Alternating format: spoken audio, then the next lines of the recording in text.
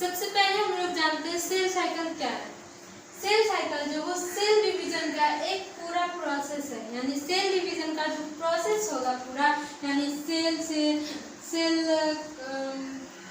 के अंदर जो फिर परिवर्तन आएगा, उसके बाद जो वो डिवीजन करके एक नया डॉटर सेल का निर्माण करेगा, इस पूरा प्रोसेस को कहा जाता है सेल साइकिल। सेल डिवीजन होता ही क्यों है? सजीवों में जो लाइफ साइकिल है उसे कंटिन्यू रखने के लिए सबसे महत्वपूर्ण गतिविधि जो है वो होता है प्रजनन एवं वृद्धि। और ये प्रजनन और वृद्धि इसके लिए जरूरी होता है सेल डिवीजन। जब तक सेल डिवीजन नहीं होगा तो ये दोनों गतिविधि नहीं होगा, और ये दोनों गतिविधि नहीं होगा तो सजीवों का जो लाइफ साइकिल है वो आगे बढ़ पाना नामुमकिन सा हो जाएगा। ये सेल डिवीजन का जो पूरा प्रोसेस होता है, सबसे पहला सेल डिवीजन का प्रोसेस स्टार्ट होता है ये जीवन फेज से, और इस फेज में सेल के अंदर प्रोटीन एंड आरएनए का संश्लेषण होता है इस जीवन फेज में। एंड फिर ये एस फेज में आने के बाद सेल के अंदर डीएनए का संश्लेषण होता है, और डीएनए का संश्लेषण इतना होता है कि उस सेल के अंदर डीएनए का मात्रा ज़्यादा हो जाता है। और डीएनए का मात्रा तो ज़्यादा हो जाएगा लेकिन क्रोमोसोम का संख्या नहीं बढ़ता है, सिर्फ डीएनए का संख्या बढ़ता है। उसके बाद आता है लास्ट इसमें G2 फेज में। इसमें आने के बाद सेल के अंदर जितनी आवश्यक रह जाती है कि प्रोटीन एंड आरएनए की कितनी और आवश्यकता है, उतनी प्रोटीन और आरएनए का यहाँ पे संश्लेषण हो जाता है। उसके बाद सेल जो है पूरा तरीका से रेडी हो जाता है डिवीजन के लिए, और वो फिर जाता है एम फेज में। और एम फेज में जाने के बाद सेल के अंदर का जो केंद्रक होगा, ये केंद्रक ये डिवीजन कर लेगा, और जब ये केंद्रक डिवीजन कर लेगा तो साइटोप्लाज्म भी डिवीजन कर लेगा, और उसके बाद वो बना लेगा एक नया डॉटर सेल। ये लास्ट फेज होता है, यहीं पे लास्ट जाके सेल डिवीजन होता है। ये एम फेज यहाँ से यहाँ तक ही मात्र होता है, इसे मेटोटिक फेज कहते हैं। और ये G1 से लेकर G2 तक है, ये होता है इंटरफेज। और ये G0 उन सेल के लिए होता है जो डिवीजन नहीं करती, जैसे हृदय का सेल वो कभी डिवीजन नहीं करती। और ये उन सभी सेल्स के लिए जो डिवीजन करती है। बताया गया है कि मानव का जो सेल होता है वो 24 घंटे में एक बार डिवीजन करती है। इसका मतलब 24 घंटे में एक बार अगर डिवीजन करती है तो वो सेल डिवीजन से पहले G1 से लेकर G2 यानी 95% इंटरफेज में रहता है, मतलब कि 23 घंटे वो इंटरफेज में रहेगा, एंड लास्ट का 5% एम फेज में रहता है, तो 1 घंटा वो एम फेज में रहेगा लास्ट में डिवीजन का, और वो 95% यानी 23 घंटा वो इंटरफेज में ही रहता है, और लास्ट का 1 घंटा इसमें रहता है, और जाके लास्ट में सेल डिवीजन कर जाता है। और ये सेल डिवीजन भी इसलिए जरूरी है क्योंकि हम लोग सेल थ्योरी में पढ़ चुके हैं कि सेल का जो निर्माण होगा वो पहले से मौजूद सेल से ही होगा, यानी जो सेल पहले से मौजूद है उसी से दूसरा सेल का निर्माण होगा। इसलिए सेल डिवीजन का भी होना जरूरी होता है वृद्धि के लिए एंड प्रजनन के लिए। अब सेल डिवीजन को 3 भागों में बांटा गया, एक तो एमाइटोसिस, दूसरा माइटोसिस एंड तीसरा मियोसिस। एमाइटोसिस जो है वो सूत्री विभाजन है, वो छोटे छोटे जीवों में होते हैं, जैसे bacteria, cyanobacteria, paramecium and plant seeds में भी एमाइटोसिस सेल डिवीजन होता है। एंड माइटोसिस सेल डिवीजन जो होता है वो एनिमल में एंड प्लांट सेल में होता है। एनिमल में जो है कि वो सिर्फ सोमैटिक सेल यानी सोमा यानी बॉडी, सोमा का मतलब होता है बॉडी, और बॉडी का सेल यानी दैहिक सेल में होता है, और प्लांट सेल में कंप्लीट माइटोसिस सेल डिवीजन ही होता है। दैहिक सेल कहने का मतलब मान लिया जाए आपको कहीं चोट लग गया, जैसे ही आपको चोट लगता है तो उस जगह से बहुत सारे सेल जो है डेड हो जाते हैं, तो उसका भरपाई के लिए पहले से जो उसका साइड मौजूद होगा सेल, वो अपना डिवीजन करके वो रिकवर कर देगा वहाँ पे। अगर आपको चोट लग के कहीं घाव हो गया, घाव भी हो गया, तो वो अगर सेल डिवीजन नहीं कर पाएगा वहाँ का, तो वो घाव रिकवर नहीं हो पाएगा। और सेल डिवीजन आपका जितना तेजी से करेगा उतना जल्दी से घाव आपका रिकवर हो जाएगा। जैसे बच्चों में उसका ग्रोथ हो रहा होता है तो सेल डिवीजन उसका हम लोगों की तुलना से ज़्यादा होता है, तो उन लोगों का जो भी चोट लगा हुआ होगा या घाव होगा वो बहुत जल्दी ठीक हो जाता है, और बड़ों में थोड़ा वक्त लगता है। बच्चों का अगर हाथ भी टूट जाए, मान लीजिए हाथ टूट गया, तो उसका सेल जो वो जल्दी से डिवीजन करके उसको ठीक कर देगा, और बड़ों में वक्त लग जाता है, क्योंकि कुछ हम लोग का कुछ एक एज होता है, उस स्टेज पे जाके सेल डिवीजन रुक जाता है, बहुत अधिक मात्रा में सेल डिवीजन नहीं होते रहता है। ये तो हम लोगों का दैहिक सेल में होगा। और ये मियोसिस जो है अर्धसूत्री विभाजन, ये अर्धसूत्री विभाजन वैसे जीवों में होगा जो लैंगिक जनन करता होगा, और ये लैंगिक जनन में ही जो जनन कोशिका होता है उसी में ये मियोसिस सेल डिवीजन देखा जाता है।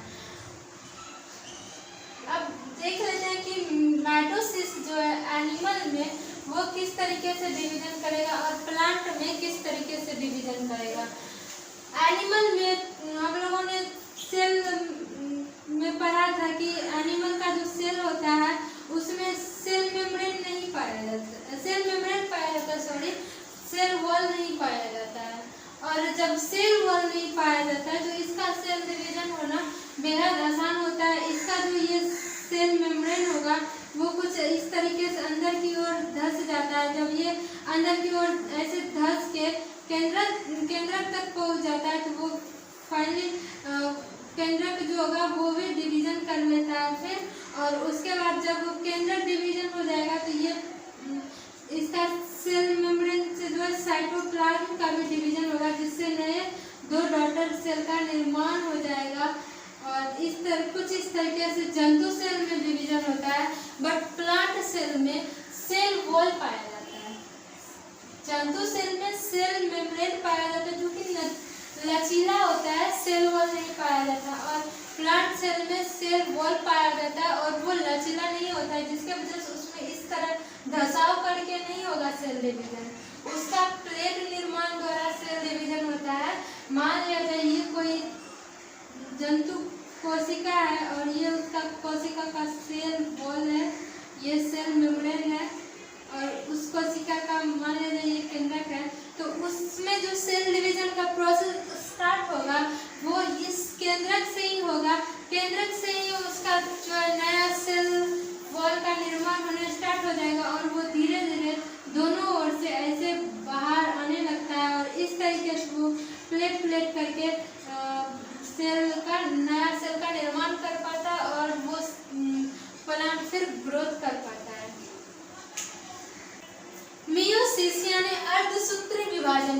अर्धसूत्री विभाजन होने के लिए अब इसमें अर्धसूत्री विभाजन ही क्यों होता है, समसूत्री विभाजन क्यों नहीं होता है। समसूत्री विभाजन में जितना मतलब उसका जो क्रोमोसोम रहता था, जो रहता था वो सेम होता था, और अगर इसमें भी वैसे ही सेम होने लगेगा तो बहुत बड़ा दिक्कत हो जाएगा, क्योंकि मियोसिस विभाजन जो है वो रिप्रोडक्टिव सेल में होता है, और वैसे जीवों के रिप्रोडक्टिव सेल में जो सेक्सुअल रिप्रोडक्शन करता होगा, लैंगिक जनन करता होगा, वो लैंगिक जनन पॉसिबल हो पाता है 2 गैमेट्स का फ्यूजन से। और 2 गैमेट्स का फ्यूजन तब होगा जब गैमेट्स निर्माण होगा। गैमेट्स निर्माण के वक्त भी एक बार सेल डिवीजन होता है, जो है 2 डैप्लॉइड सेल जो है वो आपस में डिवीजन कर लेगा। 2 डैप्लॉइड सेल आपस में डिवीजन करने के बाद जो फिर उससे बनेगा उसको गैमेट्स कहते हैं, और इस गैमेट्स का निर्माण प्रक्रिया को ही मियोसिस कहते हैं। गैमेट्स निर्माण कुछ इस तरीके से होता है कि मदर जो है यानी मानव में 46 गुणसूत्र होता है, तो हमने मानव का एग्जांपल ले रखा है। मदर जो है उसके पास फादर के पास भी 46 गुणसूत्र है।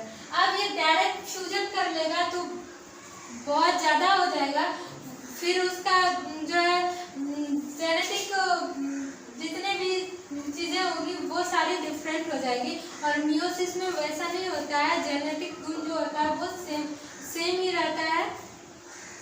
इसलिए इस मदर का जो 46 गुणसूत्र है और फादर का 46 गुणसूत्र है, इन दोनों में डिवीजन किया जाता है। डिवीजन के बाद जो हमारे पास आ जाता है एक मदर का 23 यानी 46 का आधा लेंगे 23 गुणसूत्र का नंबर एंड फादर का XY रिप्रेजेंट कर रहा है। यहाँ पर गुणसूत्र को हमने आप देख सकते हैं, हमने XX को 21 टाइम्स एंड लास्ट में XX एंड XY को ले रखा है अलग से। वो इसलिए क्योंकि यहाँ पर भी एक बार और सेल डिवीजन होता है, वो लिंग निर्धारण के लिए होता है। ये स्टार्टिंग का X से लेके 21 जो X का पेयर होगा ये सेम होता है मदर में भी और फादर में भी। एंड एक पेयर जो कि डिफरेंट होता है वो होता है XX एंड XY, इसी से लिंग निर्धारण होता है। अब जो इस दोनों का फ्यूजन से जो फॉर्मेशन होगा गैमेट्स का या फिर यंगन का, तो इसी फॉर्मेशन का जो प्रोसेस था उसी को मियोसिस कहा जाता है। और इस फॉर्मेशन में जो अब ये गैमेट्स आएगा, इसके पास 23 मदर का क्रोमोसोम एंड 23 फादर का क्रोमोसोम है एंड लास्ट वाला इससे X। अब देखा जाता है कि यहाँ फादर का कौन सा गुणसूत्र आ रहा है, X वाले आ रहा है या Y वाला, उस तरीके से आपका लिंग निर्धारण होता है। तो वो हम लोग और पढ़ेंगे उसका विस्तार से रिप्रोडक्शन चैप्टर में। अभी इसमें इतना ही था। इसमें जो गुणसूत्र जो यंगन आया वो अब क्या आ गया, 46 गुणसूत्र के साथ आ गया, 46 गुणसूत्र के साथ। अगर डिवीजन नहीं किया होता गुणसूत्र पहले से और वो आ जाता पूरा का पूरा, तो अभी 46 प्लस 46 आ गया होता है यहाँ पे गुणसूत्र। ऐसे में फिर बच्चों का जो जीनोमिक गुण होता है जो वो सारे सेम नहीं होता, वो काफ़ी हटके काफ़ी बदला हुआ रहता है। आज के लिए बस इतना ही। अब आगे जो हम लोग का वीडियो आने वाला है उसमें आएगा आपका जितना भी आज तक आप लोगों ने सेल पढ़ा, सेल के बारे में सेल थियरी पढ़ा एंड आज cell cycle and cell division पढ़ा, इन सारे चीज़ों से, इन सारे टॉपिक से रिलेटेड ऑब्जेक्टिव क्वेश्चंस का होगा, उसे अटेंड जरूर कीजिएगा। वो सारे क्वेश्चंस एग्जाम में पूछे जाने वाले वैसे गिने चुने ही क्वेश्चन उसमें होंगे। और अभी तक आप लोगों ने चैनल को सब्सक्राइब नहीं कर रखा है तो प्लीज़ कर लीजिए। Thank you.